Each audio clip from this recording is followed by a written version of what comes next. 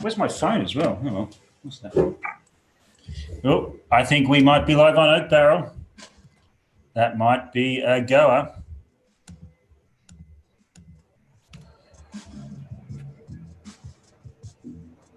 Oh, I've got so much cherry in my mouth.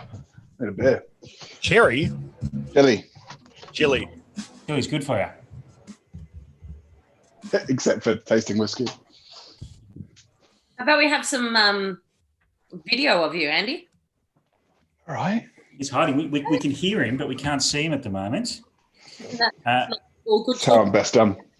All righty. Look, are we live on Society, Bailey? We are live on Beautiful. Society. Just checked. We got people coming in, so welcome. G'day, everyone, to Whisky Roundtable here on the 30th of whatever month it is. Happy end of financial year to you all. Yes, and I want to, before we get any further, to everyone watching on the streams and to my four friends on the chat tonight, I want to say congratulations for surviving half the year. It's been a hell of a year. No one expected anyone to survive, so we're here. We made it. Manja. We did. We're over the worst. And a big g'day as well to our friend from tuning in from Scotland. Well, I assume it's about 3 or 4 a.m. in the morning there at the moment. So Mark Westmorland from the Wolfburn distillery up in Thurso. How are you, mate? Yeah, dodging away. Adapt and survive now. Not only do we say fortune favours the brave at Wolfburn, we're going to have to. We've just rejigged what we're doing for the last few months, and it seems to be working. So this is an ideal opportunity to say hi to everybody in Australia and everybody else that's watching, because I was only there in March. I managed to get out before the lockdown, before the plane stopped, which was great. Yeah, I actually want to hear about your New Zealand adventures in a little bit, but we might go just round the grounds quickly. I have a little bit of Wolfburn new make that I'm going to drink in a second, but I'm actually on something from close by at the moment, which is the old Pulteney 12-year-old. Yeah. Starting, I think you, Alex, you're next on my slide in there screen. I have the Ben Riach. I'm back on that one. 2010 by the Whisky Club. Yes, okay. Matt Bailey.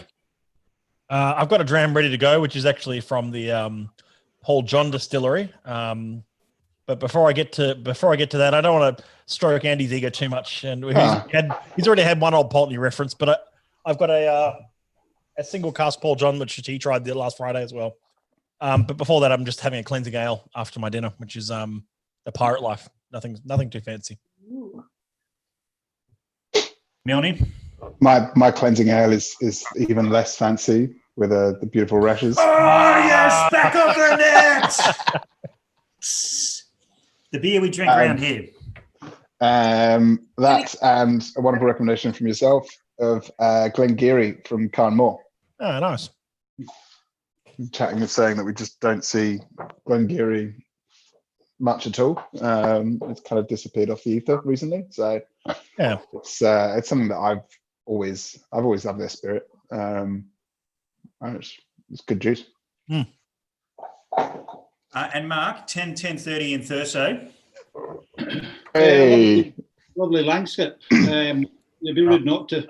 So yeah, I'll be dropping water in this one as well. Just opening it up, just letting it sit for a wee bit, and just be rude not to. You can't come on one of these virtual tastings with a dram in your hand. That's sacrilege. It's not allowed. You'll get marched right out the. Mark, it was actually it was Langskip. It was the Langskip that totally transformed my my whole opinion, if you like, which didn't really form before then. It was that was the whiskey that sort of got me into Wolfburn. I tried a couple of the first releases, and sort of I think I had that same sort of approach as a lot of whiskey appreciators going, oh, I'm looking forward to what this becomes in some ways. Yeah. And then it was actually a couple of years after that I tasted the Langskip, and I actually bought 2 bottles off Scotty. I bought, and then it was fantastic. I thought it was one of the best new whiskies on the market. Yeah, and again, when we came onto the scene in 2016, when we actually we had our first bottles out, we were put on the want to watch list straight away, and folk are always saying, you're doing such a great thing at such a young age. We're super stoked to see you. And we're 7.5 years in now. So, only a couple of 2.5 years till we produce a 10-year-old, and then we'll probably look at maybe a core 12. And we've got, you know, the casks are sitting exactly. We know exactly what we're going to be doing. So it's super exciting times at Wolfburn. Yeah.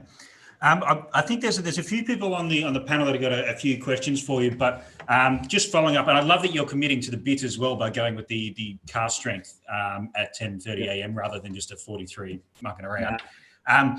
But my first sort of introduction to Wolfburn was about 4 years ago now. And I was actually down in New Zealand at Dramfest at Whisky Galore, and I remember this was before the first release.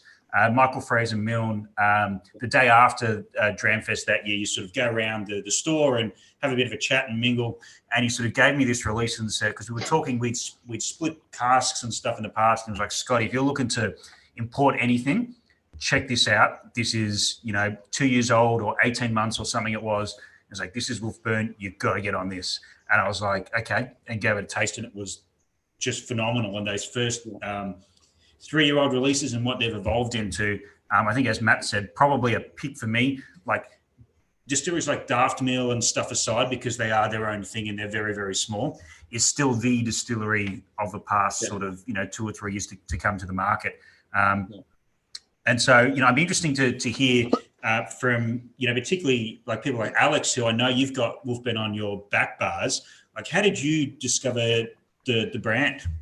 It was actually Nick Ravenhall. Okay.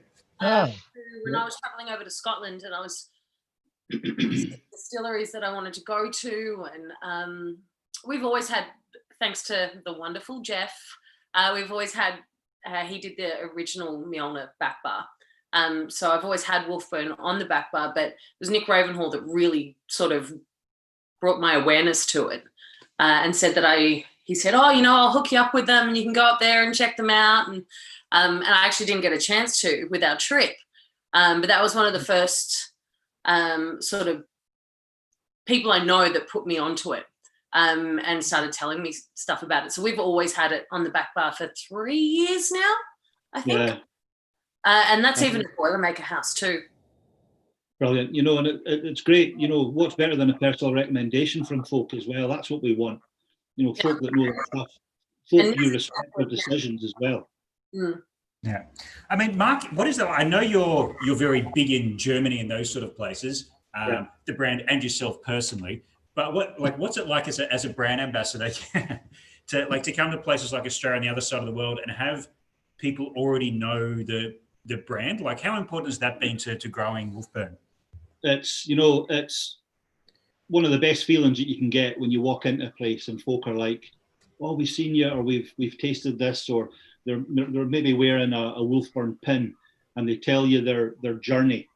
So again, not only am I getting an opportunity to sort of link up with these folk and to thank them for their support, and events like this, it's not only everybody at the distillery are super stoked that we're managing to still try and conquer the world by doing some virtual tastings and online chats, but by Bend & Bar, who imports us into Australia, and you guys who support us by stocking it in the back bar, stocking it in the OB and that. It's such a pleasure because the groundwork's done for you already.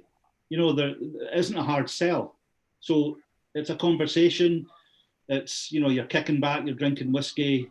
Whiskey's a great community for that. You're just shooting the breeze and having a bit of banter. It's so easy to sort of ingratiate yourself with people who are already super fans or ultra fans. And I certainly find that in sort of that part of the market, Australia, New Zealand, Singapore, like Malaysia, Thailand, we're expanding every day. South Korea, Philippines, Taiwan, it's going great guns for us out there. So it's on my to-do list. It has been for the last 2 years. I've managed to get there for the last 2 years as well. And then hopefully next year, we'll maybe do some of the big whiskey festivals, and we'll maybe do a mini sort of Wolfburn tour of Australia if we can. That's the plan anyway. Mark, for the people playing at home that may not know about the distillery, give us your basic sales pitch. Unique selling points. Well, we're like the Oak Barrel. We are fiercely independent. I love that. We're We're not part of any big corporation. We don't produce spirit on an industrial scale. No disrespect to anybody. We do it our own way. We're the most northerly at the moment on the mainland of the UK, based in Thurso, my hometown. I was born and bred there. So that's why I'm hugely passionate about it. You know, if I can't be passionate about Wolfburn, nobody can. About 125,000 litres a year only at the moment. We only do 6 matches a week.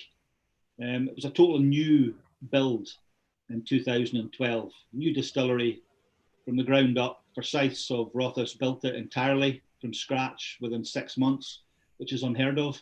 You know, you have to wait 3 or 4 years for a pair of Forsyth stills to get the best. But we're using the Wolfburn water just out the back of the distillery, the old distillery. That's where we got the name from. That lasted from about 1821 on and off to about 1877. But there's nothing left of the old distillery. No pictures, no bottles, no tasting notes. The only thing is Caithness flagstones, which are the groundworks for any building in the 1800s in Caithness. Caithness was renowned for its stonework. That was one of my questions. Is there anything left from 1821? Just the slabstones and the Wolfburn itself, which is great. The natural spring that rises in the moors and flows down. And that's where we get our lovely water from, you know. And it's just so easy, you know. We've got quite a passion about our heritage and about our community and where we are and what we should be doing, employing local people, trying to get international visitors to the north of Scotland is sometimes very, very difficult because you just don't happen on Thurso by chance. You've got to make the effort to get to the north. You know, you make the pilgrimage, you shall be rewarded. You know, that's what I always say. You make the effort to come and see us. Old Pulteney is only 21 miles away from us as well. So we always say, look, if you're visiting us, have a look to Old Pulteney, and we've got Rock Rose Gin as well along the north coast towards John O'Groats. Well, so again, Andy's promised to send us all over there. Yeah. Sure. We'll make sure, because, you know, we'll open the doors, we'll get the red carpet out. I always say it's a small bit of carpet about this size, but we'll get it out for you. I don't mind. It's one thing that I find hilarious. Well, not hilarious, but like you look at a map and you see, you know, Wick and Thurso, and you say, oh God, that's probably a day trip or something because we're used to Australia. And you say 21 miles. It's like I can literally ride my bike there, which is quite remarkable. I'm gonna actually share my screen to try and bring up a map of exactly where we are and show Thurso. But you're a local, aren't you, Mark? You're born and bred. Yeah, I was born and bred there. I spent my first 19 years in Thurso. My mum still stays up there. A lot of friends still stay up there. I moved down to the Central Belt for work, and the Central Belt took a hold of me. You know, I met my ex-wife, had my kids down here. So this is where my base is at the moment, because it's handy for Glasgow and Edinburgh for the airports as well, for the job that I do, you know, rather than trying to fly from Wick to Inverness or Wick to Aberdeen. Unfortunately, they've stopped some of the lines have stopped going from Wick to Aberdeen as well. So for logistical reasons, where we are at the moment, just in the centre belt, is ideal.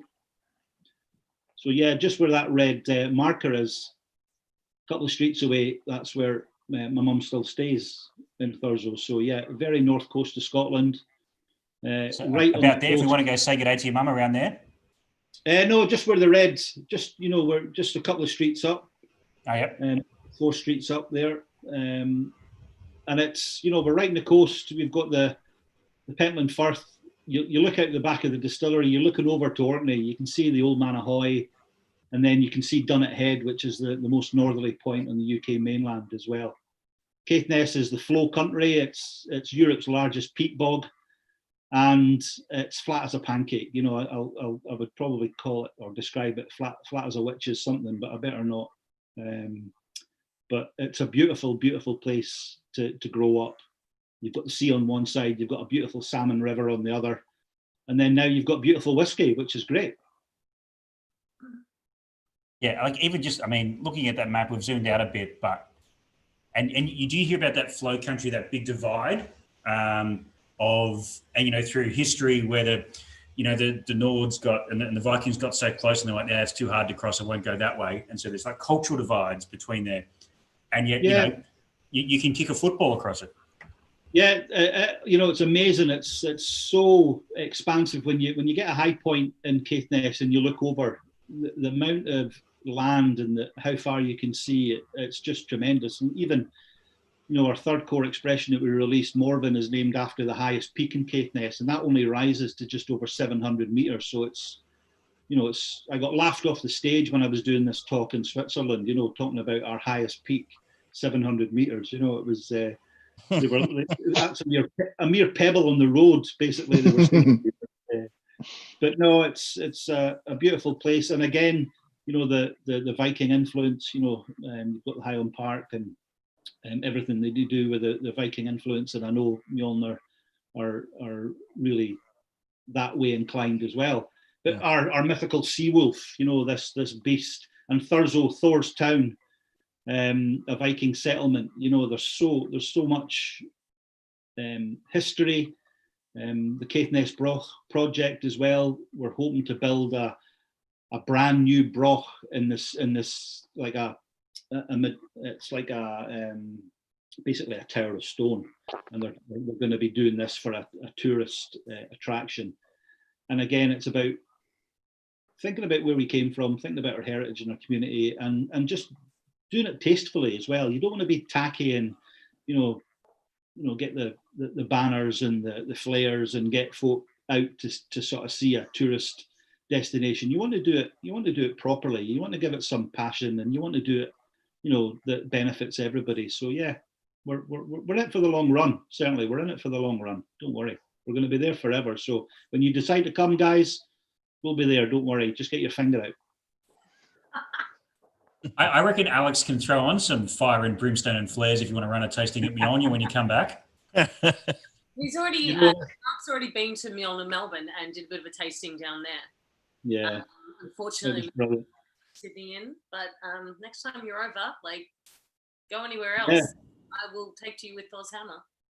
That's we even thought about maybe commissioning a sea wolf stool that you could have at Milne, and anybody that was sitting on the sea wolf stool, you could maybe offer them a glass of Wolfburn. But that was a back conversation we had with by Bendham, just to try and look at something weird and wonderful and just capture people's attention. Because although we don't like gimmicks, Speakeasy group discovered on live on Whisky Roundtable. There you go. I didn't know you could bring your own stools. That's what I'm all about. That. Next Milne bottling, so we should talk. Just start sending them stools all week, because it's like, we've got a new stool right here. You just never know, It's all about putting bums on seats. That's what it is. Exactly. Mark, there's actually a question from one of our society members. He's Mark down at in Tassie asks, does Wolfburn participate in the Highland Whisky Festival? Yes, this was our second year. First year was last year. We released a Highland Whisky Festival bottling. There's 8 distilleries involved,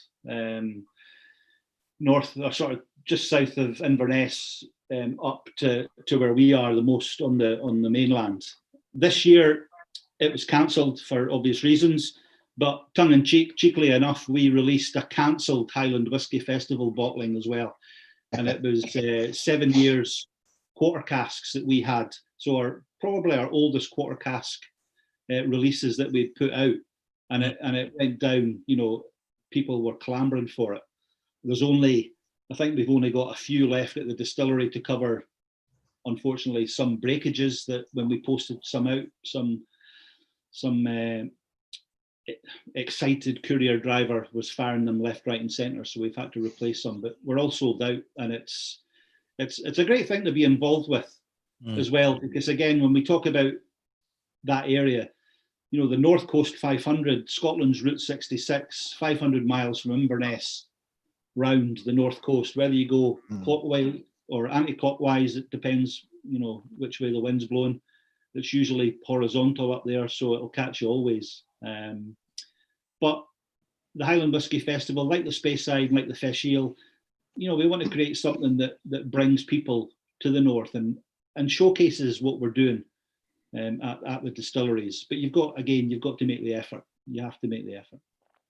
I did quite like that label that had the cancelled sticker across the front of it, because there's a couple of people in this chat who have single casks either coming to Australia for events or in Australia for events that aren't happening. So I took a little bit of inspiration for that. I might run down to Officeworks, get some cancelled stickers for some labels moving forward. You know, it's a good laugh. Again, tongue in cheek, and no disrespect meant either. You know, there's a lot of things happening in the world now, and you don't want to appear too jovial about what's happening. But everything that we do at Wolfburn, you know, we want to do it with a bit of fun. We want to do it with a bit of passion, and that's what gets the working day through, and that's what you get excited for the future, because everybody's doing the same for the common good. You know, we want to have a great name, and how we do that, we want to have a laugh and a joke, but we want to produce the best spirit we can, and we're doing that.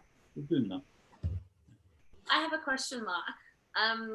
I heard something just before we came online with everyone. What did you do in your past life? I was a serving police officer for 30 years in Scotland. So I've turned sort of poacher turned gamekeeper. You know, I used to spend all my time locking up drunks. Now I'm encouraging it. You know, it's please drink responsibly. You know, please drink responsibly. The modern day excise man, isn't it? Yeah, it's exactly that. But you know, I had done 30 years, various departments. I enjoyed it so much. I was always a people person. That's why I joined the job. I was always wanting to help people and do good. And it's just a natural transition for me to take my sort of good comm skills that I've learned, my good people skills, and put it into, you know, I've never been sales and marketing. I've never been in the industry. You know, I've drank whiskey a lot, maybe too much on some occasions, and that's how I got into it. But one of my mates was an ex-cop as well. He used to work or still does work at the distillery doing the tours. And it was Charlie that said to me in 2016, you know, you'd be excellent. You fancy sort of giving us a dig out at some festivals and some shows, and you know, you're a big character, you're charismatic, and you like a dram and you like a laugh. And I thought, you know this, if I can do it, I will. So since 2017, I've been with Wolfburn, and again, I tend to sort of treat masterclasses and sort of tastings as just a get together. You know, I'm not spouting scientific equations. I'm just saying, if I was a consumer, what would I want? And ultimately, you want to have a laugh. You want to enjoy yourself. You want to make a memory. You want something to imprint on you. You want something you can actually maybe only get a couple of sort of diamonds in the dust and go away and do your own sort of research about somebody or something or some distillery that you've met. And that's exactly what I'm trying to provide for folks. So it's nice and easy. But don't hold that against me, please, Alex. That's a really... Uniform, everything like that. No, I liked it. That's good. Well, I've just changed the black t-shirt with police on the front to a black t-shirt with Wolfburn on the front. You know, this is my livery, so it was an easy transition for me. Yeah. Awesome.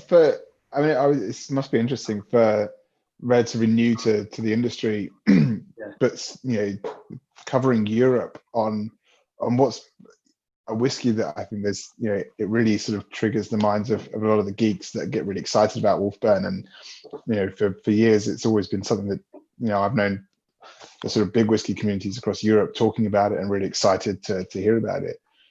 But you know, the European whiskey community, especially in Scandinavia, is quite a daunting crowd. And you know, from my time with them, it's always as much knowledge as you think you know. You then walk into them and you get annihilated. I think there was someone, I can't remember who it was, but it was a brand ambassador that said, you know, the ultimate in geek level questions has been asked at a tasting when someone put his hand up and said, "Excuse me," he said, "What is the difference in pH level between this whiskey and this whiskey?" It's just like, I don't know. Fuck off.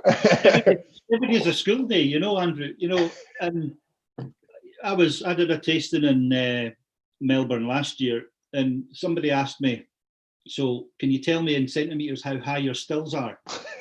And I was like, well, if you stand at the top where our old Capardonic washbacks are, where our effluent tank and our spring water tank is, and you look down to the stills, they look really relatively small. But if you stand on the bottom looking up to the stills, they look really, really high. And I just couldn't, I couldn't give him a definite answer. But I said, give me your email if you really want to know. I'll get back to you. You don't want to bullshit folk, because you ruin all credibility and your integrity goes out the window. Yeah. But yeah, throughout that tasting, every time he wanted to ask a question, everybody else in the room was like, higher, lower, higher. It was brilliant. It was you just pick up on a little comment and you milk it for all you can get, which is great. So Mark, how high are they in centimetres? Oh, this. You never wanted the direct answer, so I've never got the tape measure out, unfortunately. You'll email me, right? I will. I'll do that. In fact, watch me now. Look. It's en route. It's not in the book. Yeah. I think that's a really interesting thing, though, because we see a lot of brand ambassadors around the world, and brand ambassadors for some of the bigger companies that look after certain regions. And I honestly think that in Australia we have some of the best brand ambassadors in the world for whiskey and for Scotch whiskey. But if you're an Australian and you speak with an Australian accent, can you move to Scotland, and not so much the UK, but can you go to Russia and Germany and these sorts of places and be captain of whatever ship it is that you're pushing? I think that's sometimes a hindrance, and you've almost lost the crowd before you walk in. Whereas, yourself being so honest so genuine, just be like, look, this is who I am. This is where I grew up. I still got family there. I think that's the correct way for a brand to go, and you've almost already won the room before you walk in, rather than the other way around. Yeah, you probably hit the nail on your head about being honest. This is, in my line of work, you can smell the BS straight away if folk are starting to waffle. Trained interview techniques and stuff like that.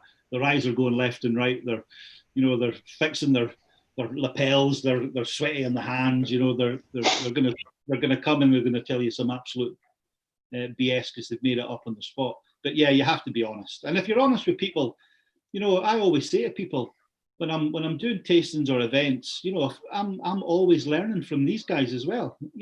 And this is the best way, because then it's a conversation. There's a two-way sort of conversation, and it feels more inclusive when it's lovely and natural like that, rather than somebody with a PowerPoint going bang, bang, bang, bang, bang.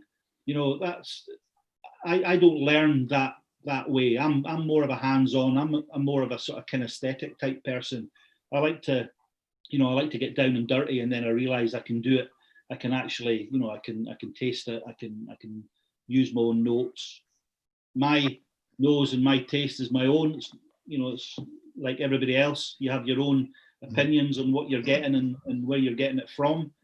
It's the knowledge of the place as well. I think that's the time that I was up in Wick to see Malcolm, just listen to him talk about his childhood in Wick. Just you get a huge sense of the place. And, it's poured into you. Before I was drinking Wolfburn, Old Pulteney was always my first to go to, because it was my northeast whiskey. It was the Highland whiskey that it was from my community, and I was super stoked and proud to say, oh, why are you drinking Old Pulteney? Well, it's only 21 miles from where my house was, And again, it's about people making those connections, whether it's the whiskey that your mum used to drink, or it was the town you grew up, or it was the first bottle you got. Whiskey, people want to have that connection. I'll say they want that imprint, and they want to nourish it, and they want to grow it. And Wolfburn and the distilleries of the north, it has a certain place in folks' hearts, which is absolutely superb. I just want to say, sorry, just a couple of quick comments and people watching on the Facebook stream. Then I'll throw to you, Alex. which I think you were about to say anyway. But a quick g'day to Danielle Wise, to a friend of the stream, Matt Wooler, Ali Barner from Sullivan's Cove down in Tasmania, and Stewie Buchanan from Ben Riek Glendronach. Says 100% Mark into your comments. And Stewie doesn't know this yet, but I have some plans for him in the next couple of weeks that he will hear about. But when you do get the tape measure out and measure the stills, can you just send it just to Alex Dahlenburg? Because James Finnegan has said that's going to be our next Whiskey Roundtable pop quiz. So we need to guess it. So don't CC us in. Go straight to Alex for that one. I'll get the schematics to you. I keep like hearing little bits of facts or something about whiskey that I'm like, that's in my next quiz. Damn. All in trouble. Yeah, that's a good way to do it. Again, look for the diamonds in the dust. Search for those wee nuggets, and you've got to throw something that nobody else knows sometimes at a tasting, because again you're involved in the audience and you want to give them something just that wee bit special as well, so they feel that they're important, which they are. So you give them, you open the book a wee bit and you just tell them a few secrets if you can. Yeah, absolutely. So just on that, so you mentioned at the beginning about the stills. Where did you get them from? Forsyths. So they made them for you in that short period of time. They built our entire distillery from scratch. As I say, it went up within 6 months, late 2012, and we started producing spirit on the 25th of January 2013. There's a great time-lapse build of Wolfburn on YouTube that anybody can watch. So the great thing about Forsyths, where their base is in Rothes, it's the old Caperdonach distillery. So they managed to shoe in 2 old washbacks, Caperdonach washbacks, into our distillery. As I say, one's our spring water tank that's filled with 57,000 litres of beautiful Wolfburn water, and the other's 57,000 litres of effluent. We try not to get them mixed up for obvious reasons. So was it just fortuitous timing from their side, or was there... Yeah, I think Richard Forsyth took over from his dad, and Richard was wanting a project that he could actually take on a worldwide stage and say, we can build a whiskey distillery. Whether it's wherever you are in the world, we have the tools, we have the companies. Everything in that distillery was built by Forsyths, everything. And it's, wow. And again, we've got a special place in their heart. And the guys that come up to service the equipment, when somebody at Forsyth knows that they're coming up to Wolfburn, it's like a busload of folk that come up. One guy might be doing the job, but everybody wants to come up and give them a dig out and hopefully sample some wares as well. Do you think, Mark, do you mind me asking, we've been talking a little bit about the past so far and sort of the origins of it all, which is fascinating, but looking to the future as well, do you think that something like, you mentioned earlier on in the stream about 10-year-old whiskey will be coming up eventually, and then you're looking at a core 12. Is that something you can already say now, that there's plans for core 12? Yeah. Sort of, Yep. Yeah, and again, with any sort of strategy that you've got in any distillery, you have to think 5, 10, 15 years ahead. We've got three warehouses on site. We probably lay down about 1,000 casks a year of all shapes, sizes, sherry, port, rum, some secrets that maybe be released at the end of the year, but I can't really divulge anything here at the moment. You might want to sort of spear me later on, but We're looking to build another 2 warehouses as well, which will give us 5 warehouses on site. We hand bottle everything. So all the bottles that you have, that you've got your hands on, that's all been hand bottled. We fill 4 bottles. It's bottled on site, is it? Bottled on site, stored on site. The only thing that we don't do is our own maltings. So yeah, that's it. That's the lovely build. And again, we do it the traditional way. Everything's handcrafted. Handcrafted can be used sometimes a wee bit liberally, but it's a modern, efficient distillery. When it was built, we had 3 stainless steel washbacks. We've now got 4, which means that at the moment we're doing 6 mashes a week. We can increase to 8, which would give us an extra third in capacity without any without any addition to any of the structures or anything that you see getting built there as well. And it's the great thing about having a traditional dunnage warehouse on site, that means that it's instantly accessible. So if one of our distributors across the world wants a special cask, or if there's a special occasion, or we're doing a bottling for some distillers, we can go to the warehouse 1, 2, or 3, pull the bung out, have a taste. If we think it's number 1, we'll pop it in samples and we'll send it there and then. We don't have to send to central warehouses to get tastes, or to go down and sort of manage it that way. And when we want to bottle it, we hand bottle it. With four bottles at a time are filled. We use the best, the best of stuff. The branding that we've got at Wolfburn's really, really strong. It's really eye-catching, white on black, the mythical sea wolf. But even the bottles, the weight to it, the labelling that we've done, it's not just about producing the phenomenal spirit. You've got to give it a great vehicle to have a bit of, that eye-catching, that stand out on the back bar or on the shelf and an off sales as well. So I'm totally biased, I'll say it, but we seem to be getting everything right, which is great for a company, because we're expanding. We're in over 33 countries across the world now. South Korea, Colombia, these are new and emerging territories that we're trying to conquer at the moment in the last few weeks as well. So it's exciting, and being the global brand ambassador, I'm the only one that's traveling. So I'm slowly getting a chance to sort of tick off some great countries. But a lot of friends and family will say, "Oh, you're jetting the world." Sometimes it's you're alone in an airport, you're alone in a hotel, but when I'm in front of people, that's what I'm there for. That's the give, and that's why I'm doing this job. It's about that connection, and it's about getting the name of Wolfburn out there and getting the name of the north of Scotland out there as well. And if that was you in the red jumpsuit on that time lapse, you've earned a couple of trips away. You worked hard on that one by the looks of it. You're everywhere. I wish. They don't let me anywhere near that technical. I've got big jolly fingers. Speaking of times, I remember the first time you met, and we did an excellent tasting at the Oak Barrel in the room opposite from me, and then you were back in March for Dramfest down in New Zealand, which I decided to miss the first Dramfest in many, many years, and potentially thankfully so. But you went on a bit of a sabbatical after that.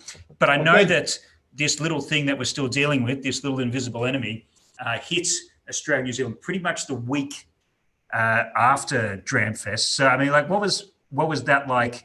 Because there's other people that weren't so lucky, I don't think, that isolated on farms for a few weeks. Yeah, in fact, Dave Broom. I think Dave Broom managed to make sure it was as extended stay in New Zealand was great. I spoke to Dave at Michael Fraser Milne's shop, and Dave's been a great supporter of us as well.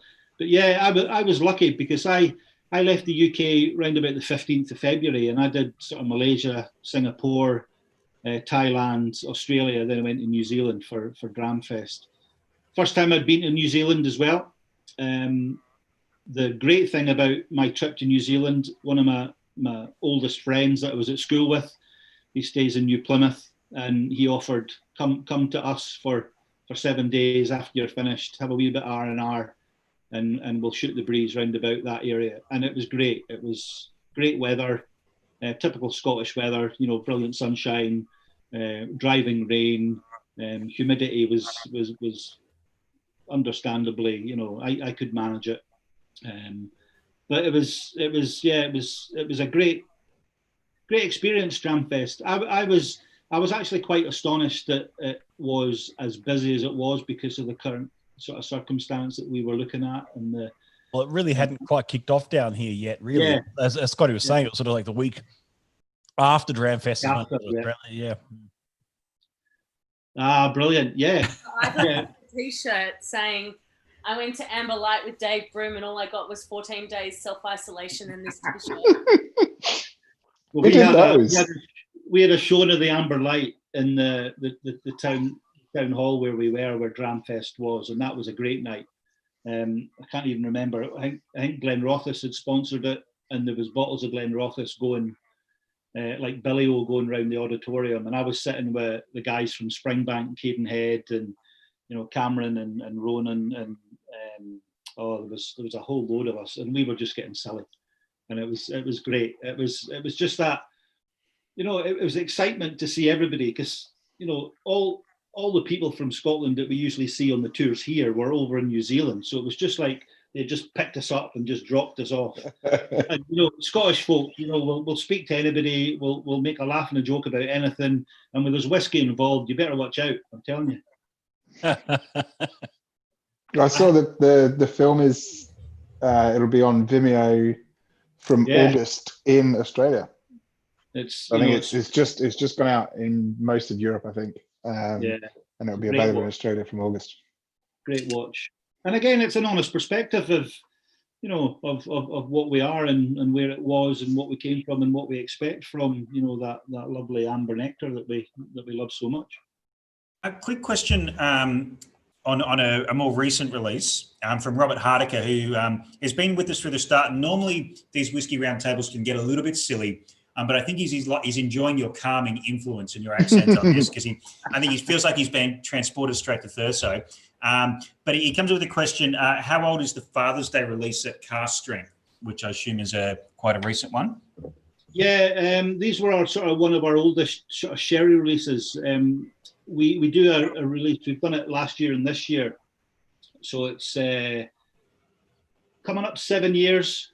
And again, we're at the stage now that we can look at some of our oldest casks for some of our most special releases as well. So again, 2013 January, and we're again looking at just over 7 years for our next sort of Kilver release as well, which is our sort of more distillery manager's choice of casks for the year, the best of the best, shall we say. The Kilver Stone was a Viking rune with all the letters of the runic alphabet, and every year, or maybe 9 months, we release a Kilver series. So we're going to do 24 in the whole collection, and we'll be coming out with number 7 round about September. That's the plan anyway. But yeah, the Father's Day, the sherry aged, again, going down a treat. The feedback that we get, it's quite humbling to hear people's response to what we're doing, and it's only getting better and better as the years go on. You'd expect that. Ian Barr chimes in with you. What a beautiful accent as well, and I assume he's not talking about me, because he's our New South Wales guy for Bibendum, so he's got to suck up. Doesn't have to suck up to me, has to suck up to you. So you're getting some brownie points there. Now, what I've just done, which might be a little bit controversial, is I've reached out to something nearby to the old Pulteney 12, but I made sure that I left just a slight bit of what you left with me very kindly. You can't see that. It's not Pepsi Max, but it's 69.9%. That's the lightly peated. It was a lightly peated one that I left you as well. Yeah, 15th of the 3rd, 2019, that was distilled. And I didn't use it all as hand sanitizer when Australia ran out of hand sanitizer, but there was a few customers that did get the new make hand sanitizer. But leaving a little bit in there of the lightly peated and the old Pulteney 12, and that's not it's no longer a whiskey anymore because it's too young, but it's not a bad little drop, that one. Yeah, you know what?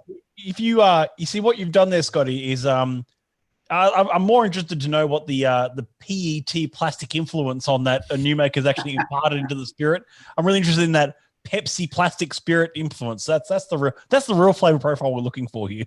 Guys, you haven't hit 8:30 yet, so the shit chat's not. Sorry, I'm too early. Too early. We have 45 minutes of serious chat. Okay, fine. I don't have that filter. Sorry, Alex, I don't have that filter. And Alex did just say the word shit at 8:15, so we've reached there already, so that's okay. My swearing is capped to like 8:30. I'm not allowed to go there.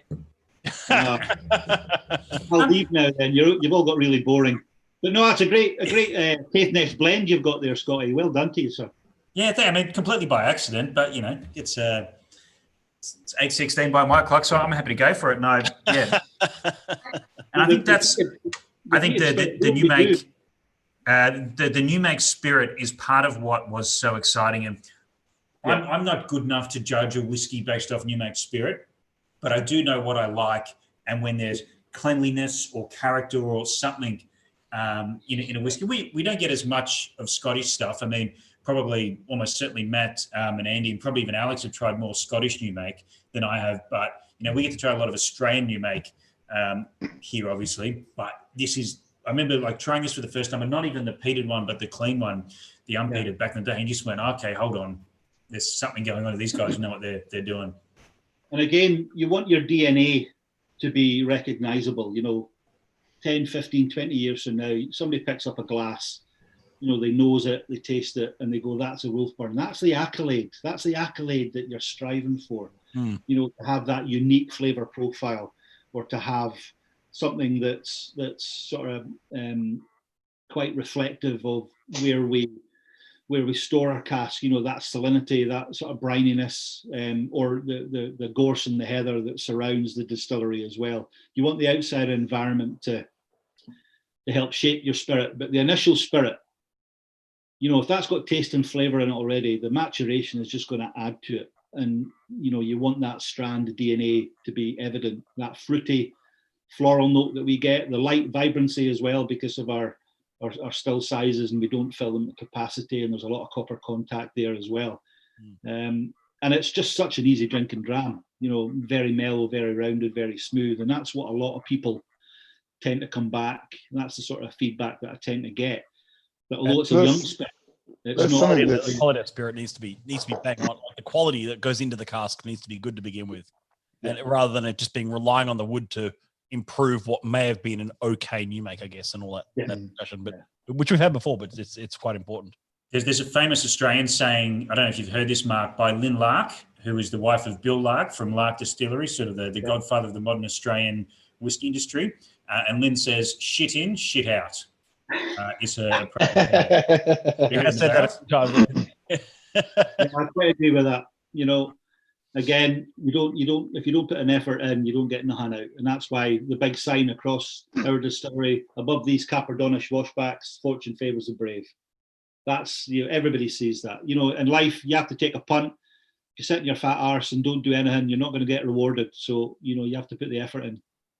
I want to ask about the Caperdonic washbacks, but one of the things I love about having Andy in Australia at the moment is just getting a view from what we were all doing, but from England and from the UK. So Andy, I want to throw you quickly in like the past, where like the years before you moved out here. What was the opinion locally of Wolfburn? Like, even because we hear about Ardnahome and we get excited about Daftmill, we were excited about Wolfburn. Before it launched, was there hype in the UK? Wolfburn, I remember it. I remember it launching. I remember it coming around. I think the hype of excitement over new distilleries was, Wolfburn was before that, and so Kilhoman came onto the scene, and Anthony, worked tooth and nail to actually just get people to try his liquid. He was rocking up to tastings with samples, and no one really was that interested in what he had to show. And it was, it was slog, and his three sons, did the same to get it anywhere. And it's testament to that family that they've given their name for themselves. And Wolfburn, I kind of put in the same category as it was. Yeah. It was at a time where young whiskey, young peated whiskey, this is all kind of a bit unknown, and a bit of a okay, that's not what I'm used to, and that's not what I'm familiar with. And Daftmill had a slight advantage in that they waited so long to release liquid. I remember every year Sukhinder asked me to invite him to the whiskey show. And every year, it was, and every year it would be based on someone else's comment, and so it would be saying, Charlie McLean said he tried your liquid recently, and it's really good. Apparently, it's really getting there. And then the next year, it's just like Dave Broom was really complimenting your liquid. And we were basically baiting him to bottle something every year because he hadn't bottled anything, and we were inviting him to a show where he didn't have any whiskey. We were saying, "Come because we know your liquid is good. Now bottle it and come to the show." And he never did, and he stood by, and I have so much respect for him for going, "Nope, it's not there. It's not what I'm ready for." But Darthmill and Ardenhoe were definitely on the second wave, which obviously now it's not the best term to be using, but on the sort of the second wave of those new distilleries, that the paving slabs have been laid 100% by Wolfburn and Kilhoman for the rest of these distillers to come by. So there wasn't bells and whistles, but it sort of flew under the radar a wee bit, I think, as well. Yeah. Like our owners, the story how Wolfburn came about. One of our owners used to stay in Wick from the age of 8, so he grew up in Wick, and he had a sort of interest of the old sort of closed distilleries, not like the sort of the lost distilleries type, Gerston and all sort of the Caithness distillery. So he had a knowledge of Wolfburn. But these guys, our owners, they're ex-Royal Marines. They met in the Corps, and then they had various business interests after together. And then one day, I think Andrew walked in and said to Harry, "You fancy building a whiskey distillery?" And they basically went, "What the fuck do we know about?" The correct response, by the way. Yeah, and well, that's a quote. He says, "What the hell do we know about building a whiskey distillery?" And Andrew says, "Well, that's what Google's for." And they basically sat and said, typed in how to build a whiskey distillery. Then they started phoning round distillers. They started phoning round the big hitters. They actually went to Kilhoman and spent a week on site with Anthony. He was so good at mentoring without really knowing that he was doing it. He was a mentor for even Chichiboo. Chichiboo. Him and conversations with them. About support. That support network is phenomenal in that young distillery category. People you want in the industry. You don't want people to say, no, we're not going to tell you what it is. We're not going to show you because this is ours. You want people to be open and being, again, I'll use that word, inclusive. You want people, because that's what the whiskey industry is about. It's about, accepting people. It's about helping people. It's about enjoying the dram, because ultimately that's what we're all in the industry for. And there's so many sort of different branches that people can get involved. So it was a sort of fun way to get involved with the industry for these two ex-Roughly Tufty Royal Marines. And with it's something that I always wonder now about. We talk about sort of brand identity and DNA. In days gone by, there's pretty much no one that knows of Lagavulin or of Cragganmore and Craigellachie and Glenlivet as the they don't remember the early days when they had 3-year-old liquid and 4-year-old and 5-year-old liquid, and that's all they had. We know them all now as the depth and breadth of their distilleries, and it fascinates me that this yourselves and many more of these new distilleries that are forging that brand identity of young liquid and purely. And what's apart from anything else, I think you have actually changed the entire industry, because the feedback and the response to what you've bottled and what Anthony's bottled has been so high that distilleries are actually now turning around and going, actually, we might start bottling some younger stuff and saying that it's younger. But you talk, but you talk about bottling an older, having a 12-year-old as a core expression. What do you think will come of the young expressions that you've released to date? Do you think there'll still be in terms of your production, will there still be a sort of an eye in for those younger malts, or are you aiming for the age? No, and again, it's like with any company, you start with the small blocks. You want to create brand awareness. You want to create that community, or the wolf pack. I'll use that sort of analogy. You want to create that army of fans across the world. And how we're doing that is through our core expressions, through our limited series, our small batch series. But then if we go to age statements, and then we suddenly forget that we're not going to do the non-age statement range or the core range, you're going to have so many people there get really, really disappointed and say, but we supported you at the very beginning, and now you're big and now you're better, and you don't think about us because you've stopped your core range. I don't think that'll happen. I think we'll continue that, because how you build your brand, and it's about accessibility as well. It's about price point. Although we're producing 125,000 litres, although it's matured on site, hand bottled, there isn't a premium on price. It's accessible for people.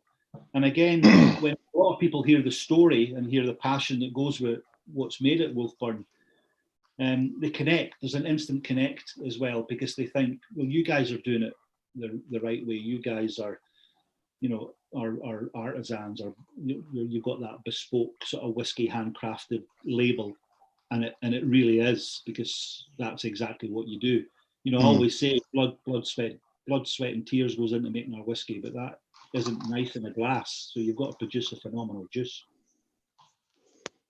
I think that's a really interesting question, Milne, and I want to throw that to Alex and Bailey as well. Just on that, like, have distilleries like Kilchoman and Wolfburn, who've championed and shown that whiskies don't need to be 10 years old to be excellent, has that made your job easier across the bar? The society that's so transparent in, basically down to the day how old it is, you can find out.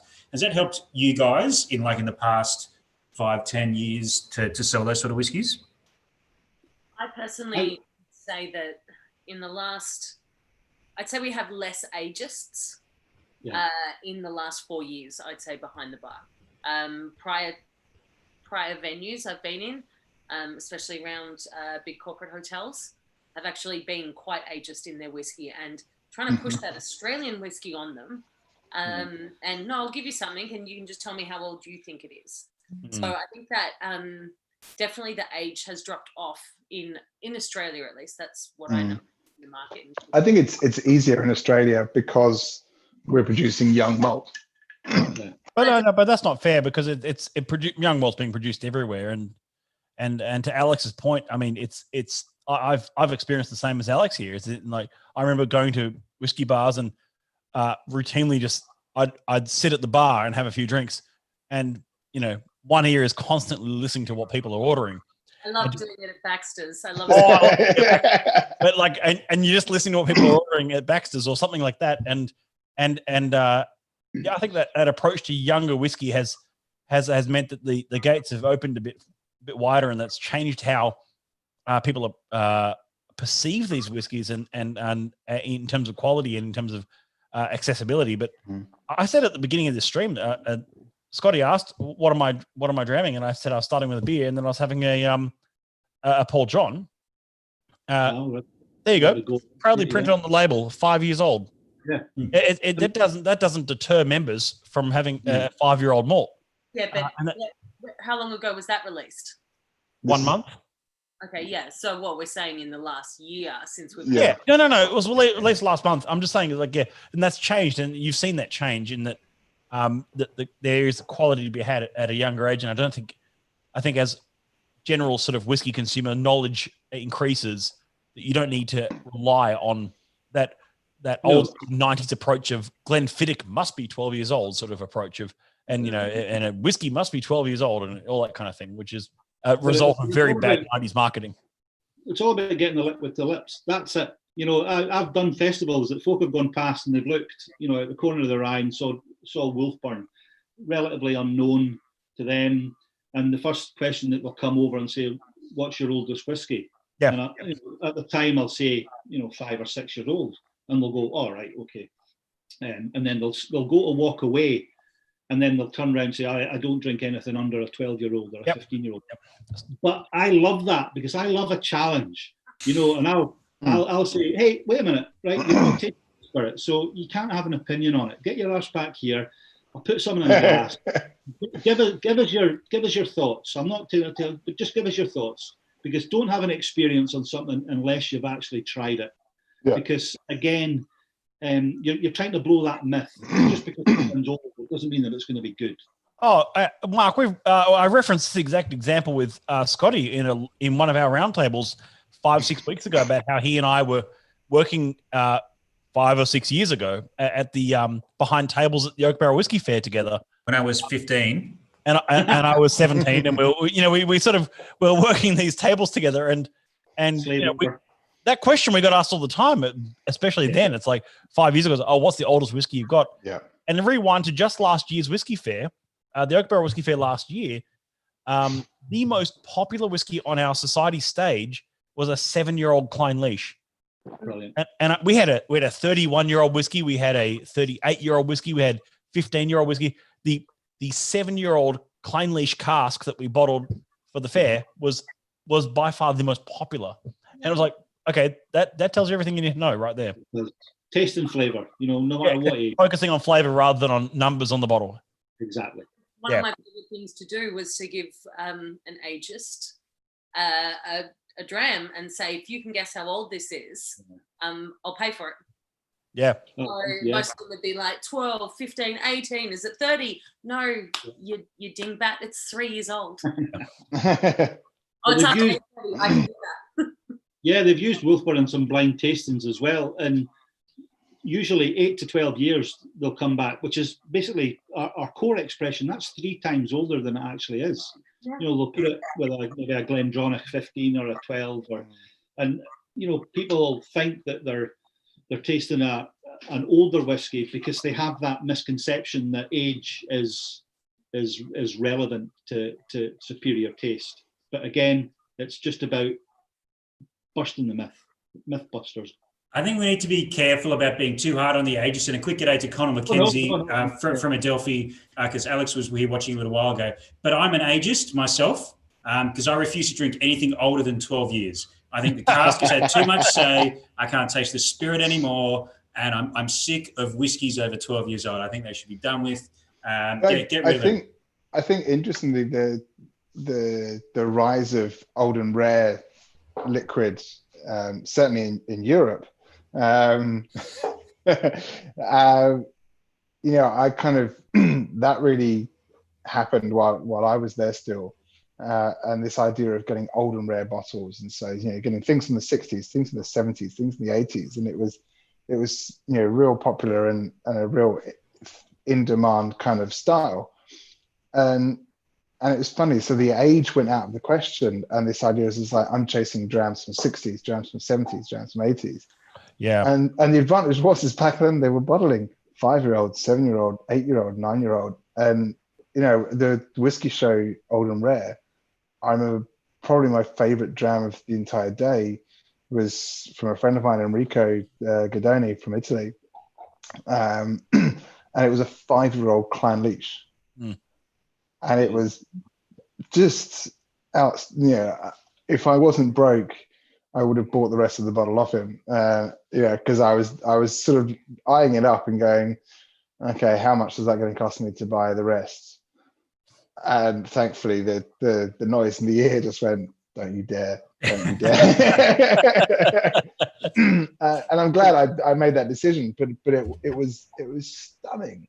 Just like our 7-year-old from the fair, it was a young Klein Leash. Yeah. I think it's not sort of a Klein Leash thing, but it's just like young whiskey can be rare and can be older. But I think it was those little aspects that kind of were the catalyst for a lot of the geeks, which it all filters down, and I know there's filtering up as well, which is just marketing BS, and the more you're in it, the more you see through it. But this age thing is probably systemic through the last 15-20 years of whiskey drinkers. So don't get me wrong with age. Like when I tried the Craigalecki 51, 31. 51. The 51 was what Georgie came and did. When I tried that, it was just the most wonderful moment. Really? Whiskey that was before I was. And it was all nose. It was all nose. I love Bacardi. By the way, Bacardi, I love you, and Krigelic, I love you, but that was all nose. That was a lovely whiskey, but it was all nose. Hey, Bacardi, the oak barrel exists, by the way. We're a thing. I don't know if you got any reps or if we even want to show up on any of your spreadsheets. We do exist. Sorry, just checking we're still live. Yep, okay. Yep, that's good. No, they're not going to see this. It's okay. They don't know we exist. Again, I'll go back to saying about the challenge. Like you're right, Scotty, about age statement. But it's just about it's how you engage the audience, how you engage the client, and I do it. If they walk past the stand, they don't taste anything, I'll shout "coward," as they go past, and try and get a bite so that they come back and they feel quite indignant, and then I'll put a glass in their hand saying, "Look, only joking." I've got a question, Mark, based on this sort of concept, and I'm going to use the Westward example again, because that's a single malt producer in America that could sell everything they make in America, but comes from a craft beer industry, and they've chosen Australia as to be their secondary, or like their first market out of America, because they see that we've got that same craft beer. They want to talk about fermentation sort of mentality. Do you find a different response to Wolfburn in Australia because we're used to our homegrown whiskies not carrying age statements, as opposed to some other regions in the world that expects a number? It's maybe an easier in for the sort of sales and marketing for that point of view, because I'm not saying that people have maybe more knowledge, but they tend not to put up the barrier to being progressive and being up for trying something completely different, because a young up and coming area, or your craft brewing scene that you have, people are always tasting something new and exciting. So when something comes in from a whiskey distillery, it's just a natural progression for them just to sort of do exactly the same as they would other areas.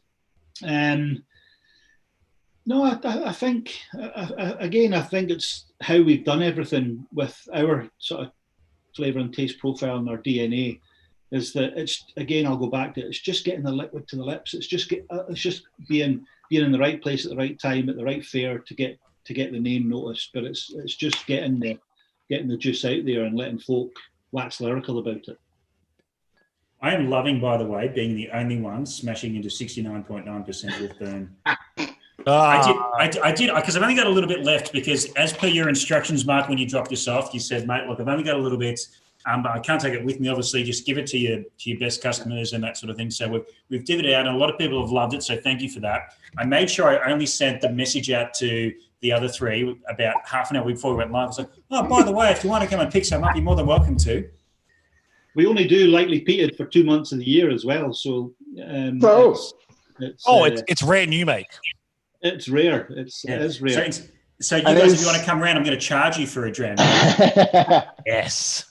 And where are you getting your peat from?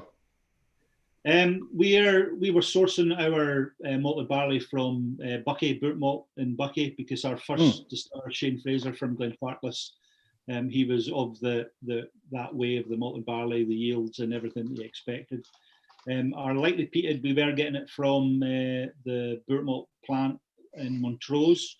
Muntons, the Yorkshire malt, we've just established a peated maltings as well, so we're going to be taking some stuff from Muntons as well, Concerta, up from Muntons, North Yorkshire. Okay. Yeah, so we're going to be taking it from there, and we like to sort of take stuff from Boot Malt, and we like to take stuff from the sort of Montrose side as well. And again, it's about yield. It's about we're a business. We've got to make money. We're looking for the best that we can. But again, I maybe said last week on the chat as well, the whiskey process, it's about repeat. You want it to be the same, and how you get that consistency is by using the same ingredients and using the same temperatures and using the same process. And then at least you've got your baseline, your DNA. But yeah, as a young distillery, it's great because we can experiment. We don't have shareholders. We don't have a board to answer to. We've got two owners who are, last January, all 12 people were at the distillery. That's the entire company. That includes our graphic designer. That includes our accountant. We were all in the bottling plant, bottling. hand bottling. And January in Thurso, it was like freezing cold. It really was. But we're all together, and just that energy that we're producing just kept us going. And we knew there was a few drams at the end of the day as well, so we're always looking forward to that. I know how you feel. It's bloody cold today. I only got to 15 degrees Celsius. I was wearing layers. Summer day, I'll be out. Sorry, quickly, I need to say hi to Mum. She's watching. I took Mum to work today. Thanks. Oh, hi, Mum. G'day, Mum. Question, Mark. What do you drink when you're not drinking your own product? Anything at all. I'm quite happy. Highland. I've got Glengoyne. I've got an 18-year-old Glengoyne there. I've got some Bruichladdich. I've got some Arran Port Finish. Oh, can you say Bruichladdich again for me? Bruichladdich. Dear. Please, whatever you do, don't put on the uniform. I'll record all the Scottish distilleries on a wee audio track, and I'll just send it through to you. It's like sleep music. It's like whale music. You just put it on the side of the bed and just like fall asleep to me. So like Craigallachie. Right, I can. It's after 8:30. This is the most seductive suggestion made yet. I was about to say that is definitely not going to be sleep music for me. Oh, brilliant. Well, This stream has never been sexy before. We're talking about whiskey, folks. We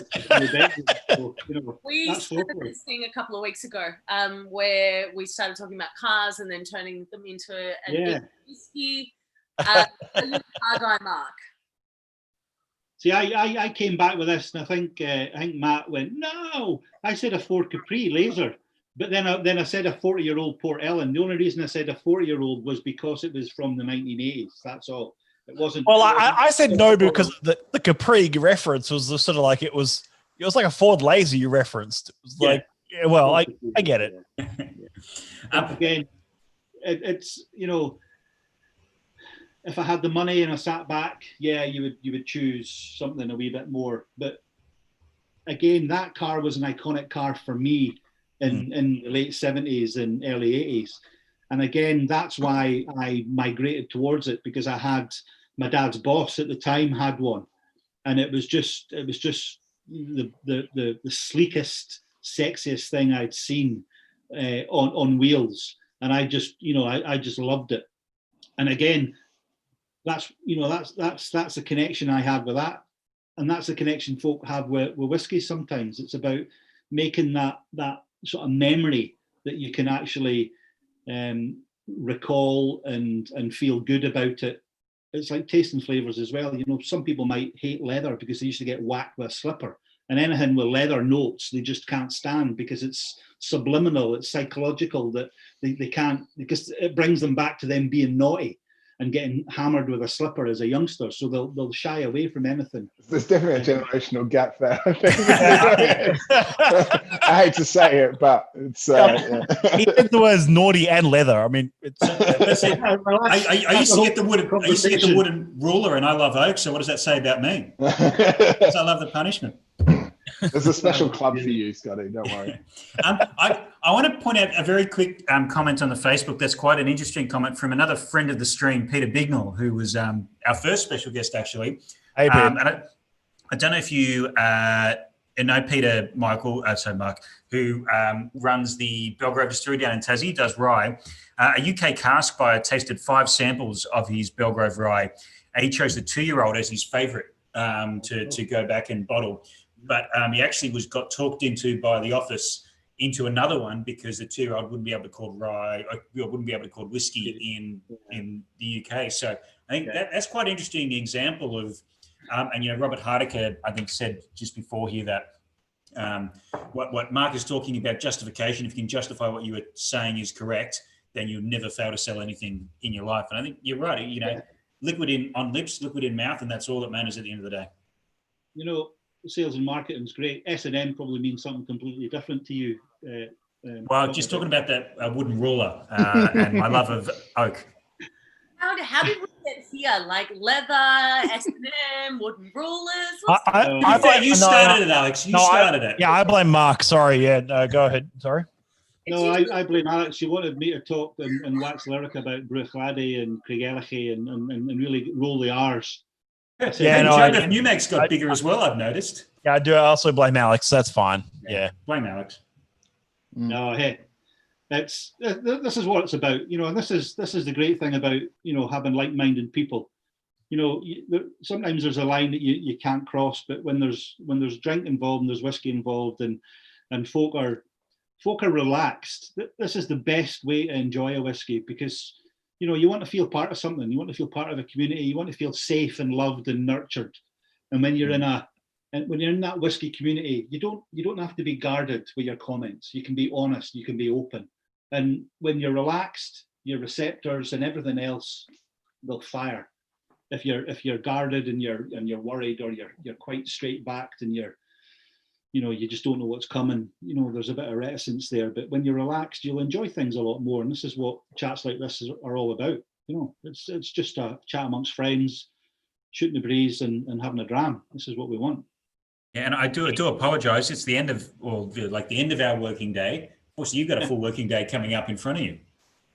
Yeah, the great thing about me working from home, I'm all over social media, linking up with retailers. Can have a nap after this. I've got so many tabs, so many tabs all over. So any sort of mention of Wolfburn Whisky in any platform, I can respond to. And again, a lot of people like that as well, because it's the personal touch as well, because they're thinking that's somebody from the distillery commenting about me, commenting about Wolfburn Whisky. And it's within sort of minutes or it's within half a day that they're getting, oh, thanks very much for your support. Be great to see you again, because again, a lot of people like to come to the shows, but they also like to do the follow-up contact with the distillery through me. Judging by those beeps, you've got a few mentions at the moment. I think that was my daughter apologising for coming down in her dressing gown. to get her breakfast, Mark, so you've watched and jumped in on a few comments on our round tables. Yeah. So you're telling me it was 10:30 in the morning and you were meant to be working? I'm always working, but this is us. My is job working. Is the global brand ambassador, as the sales manager, as Yep. as the champion of Wolfburn. It's about engagement. It's about looking at opportunities. It's about connecting with people, building a network as well. It's great. It's great when we do that. I have a bone to pick with you and your website. Oh, here we go. You don't ship to Australia with your merchandise. Okay, we do. We will send anything anywhere if we can. So what we like to do, we're actually changing our sort of strategy. We're actually going to start selling direct from the website as well. So at the moment, our website, our shop web, will show you some of our sort of distillery exclusives and our merchandise as well. That's going to change to probably everything that we do. So it's going to be available. We have sent merchandise to Australia before. I know I've done it. I've packed it at the distillery. I don't know why that would come up on the website. I'll have a chat with our graphic designer, our sort of web master, and find out if there's any.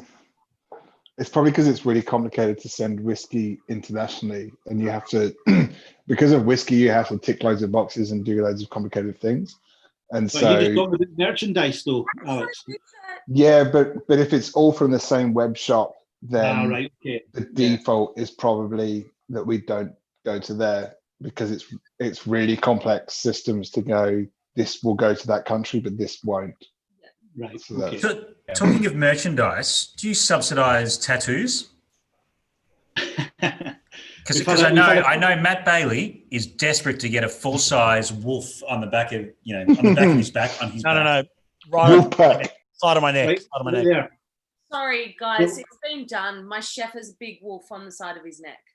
Does it say Wolfburn? Does it have Mark's signature I'm under it though? I'm getting Wolfburn and Mark here. Oh, I can't fit all the letters of Westmorland across here, but if we all get Wolfburn tattoos on our feet, will Wolfburn chuck in a t-shirt? We chuck in a lot more than a t-shirt, I can assure you. We've had a couple of guys that have had it on the back of their bicep, father and son, because they really fell in love with it. And even one of my friends in Holland at the moment, he posted something out and he says, I'm thinking about getting a whiskey tattoo.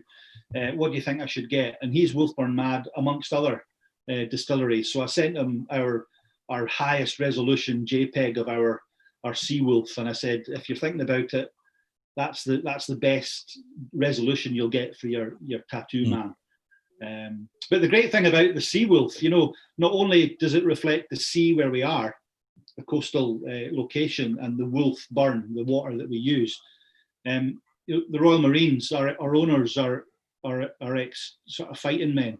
And the Royal Marines are also known as the Sea Wolves because they fight on land and sea. So again, it's just a little sub-story, just sort of undercurrent there as well, which is a great thing. The owners of a distillery having your own stamp, doing your own, having your own history involved in the company, and having a wee nod to your past and your history as well, which is great. Well, I'm in if Alex is in, which I think means I'm pretty safe. What, for a tattoo? A Wolfburn tattoo. You're going to get it on your foot? Where's the bit that doesn't hurt? Because I have no pain threshold. No, you can't get it on your back where your tramp stamp is. Whatever the bit is that hurts the least. Depends what you want to look at and what you're doing at the time, I suppose. Mark, no one's going to see it apart from me, I promise you that. But if you look at some of the Wolfburn imagery that we've got a big sea wolf outside the distillery, and it's in marine grade stainless steel. It was one of my friends, Carn Standen, that actually he was the sculptor. And as a thank you, Carn actually, because the sea wolf's a mythical beast, it was a drawing in the 16th century. Because Carn thought, if this was a real sea wolf, what would it look like if it came out of the sea? And he sat with a black piece of card and a white piece of chalk and a white pencil, and he drew the sea wolf as it was when it came out of the sea. And I don't know, I'm not au fait with pulling things up on the screen and showing you. I might have to do the old, I'll get a picture on my phone, I'll hold it up to the camera.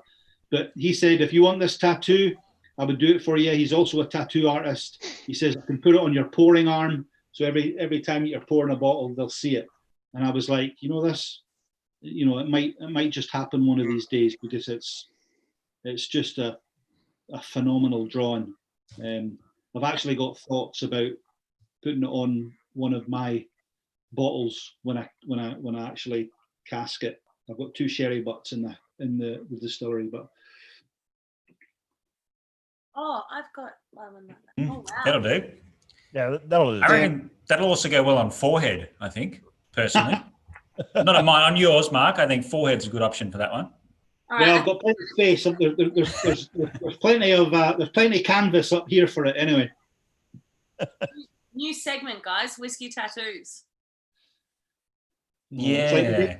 It's like these. I always say when I started doing the work for Wolfburn, I grew the Wolfburn whiskers because I wanted something completely different from my previous job. I never had any facial hair. I used to have some hair, but now it's all shaved, and hence the Wolfburn whiskers. So it's a total sea change for me. It's like I've reinvented myself, shall we say. Before I forget, a question that I said I would ask, but when you kept talking about washbacks, you kept saying Cappadonic washbacks. Are we talking about like Glen Grant 2 washbacks? Did you make them from the old distillery, or? They were on site, so I think was it Chivas that had that area as well. But the 2 big red washbacks are ex-Cappadonic distillery washbacks, so big 57,000 litres. And even again, funny story, filled up with water. The 2 owners put their scuba gear on or whatever, and they went down to the bottom. Typical gung ho Royal Marines. Having fun. This is some cracking story. I'm fear if anybody does anything wrong in the distillery, you won't get the sack. They'll just probably take you out the back and shoot you. Fair play. Yeah. There's some encouragement on the Facebook chat on the Oak Barrel page about you getting a tats, Mark. Bit of a say. I don't have any. I don't have any. Again. Yet. Yeah, I've always said that. Why do I have to advertise something if I can't talk to somebody about a passion?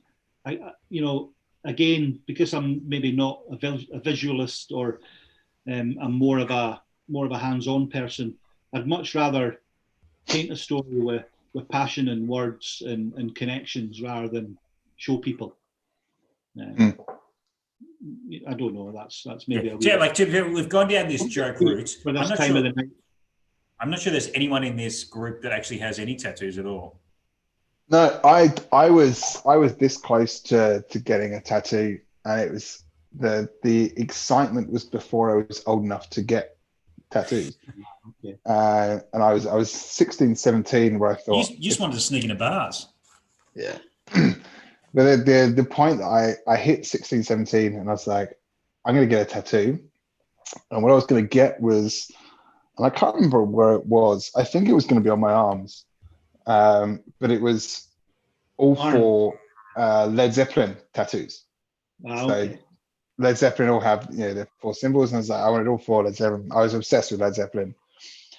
And a friend of mine did it before me, and I just straight away went, yeah, didn't want that, didn't need that. And later realized it's like I love that band, I'm obsessed with that band, but there's quite a musical theme between us as a group, and music is everything and everything. And actually I realized later in life that I don't want to be known as the guy that's obsessed with Led Zeppelin. This is like, I love Led Zeppelin, but I also love Bach and Fauré, and I also love Pat Metheny, and I also love Right, you know what? You just made your maximum yearly references to Pat Metheny. Quite a done. Yeah, you know what? You're in there half time in the year. Quite a done. I'm going to call it. Sorry, you got to say that. I mean, you made your maximum reference in the year. You can say Bach and Fauré as much as you like, but sorry. A bit of nerve, clearly. No, you're fine. It's fine, mate. Don't worry about it. With me and tattoos, it's the forbidden fruit. It's that, there's a nice idea about it, but actually going through with it. Yeah. Yeah. The idea is great. The reality is shit. I think, speaking of shit, we're sufficiently into shit talking in this point in time. So we're almost exactly at an hour and a half. So I want to thank you, Mark, for taking the time out in your morning to come and talk shit and drink whiskey with us. And also for being so active in the Whiskey Roundtable in the previous episodes. So thank you. Yeah, and it's thanks to you guys. If it was 4 or 5 folk just talking whiskey, just being boring as hell, I would say hi guys, and then I would switch off. What you guys are doing, it's great. You're getting it out there, and you're proving to the world that it's all about having fun. It's all about engagement. I want to go round the grounds and do some final thoughts quickly. So on my screen, at least, Alex, you're next in the Brady Bunch. What final thoughts? Okay, we're skipping Alex. We're going to come back to her. We'll go to Matt Bailey for final thoughts first.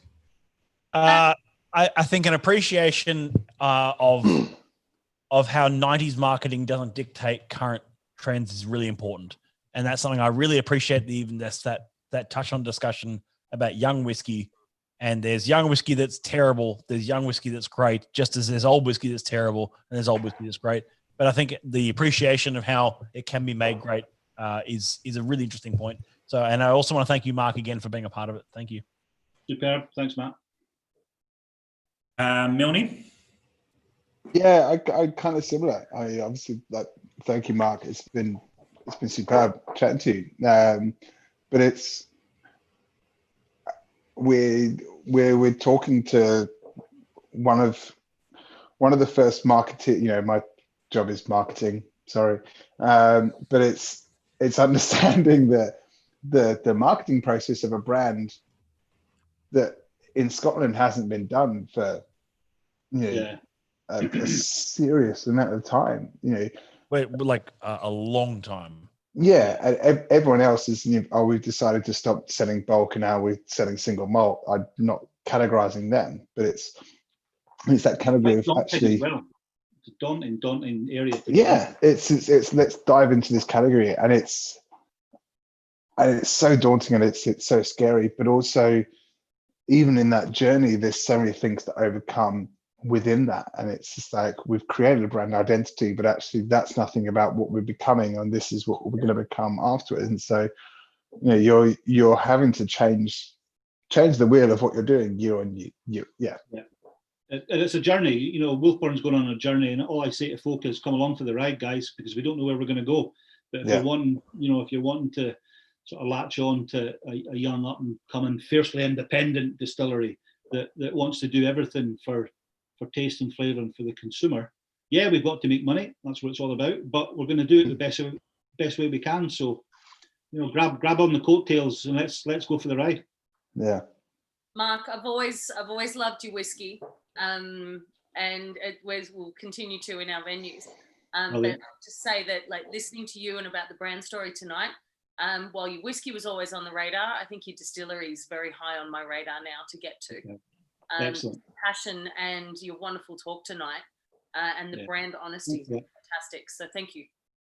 No, that's what I'm here for. I wouldn't be doing the job, as I say, if I couldn't be passionate about my hometown distillery and all the guys. So, on behalf of the Dirty Dozen, all 12 of us, thanks very much for the invite. Quickly, James Finnegan says, thanks for another great night. Lots of information, plenty of laughs. And Rob Hardiker, who has a comment here that says, it's been great. Thanks for pinching my morning, which makes me think that his joke earlier about do you get a discount for a case of that Father's Day release as a Yorkshireman might mean that he might still be over there and he's not an expat sitting with us in our time zone. So you might get if you get an email from a Robert, treat him well. But I thank you for everyone for tuning in again. Thank you for Mark. My final thoughts are, and I don't know if it's a big call or a small call, but in terms of the new distilleries coming out of Scotland in the past, 2 decades, for me, Wolfburn is the best since Kilchoman. I know there's some people that I work with, and this is my personal opinion.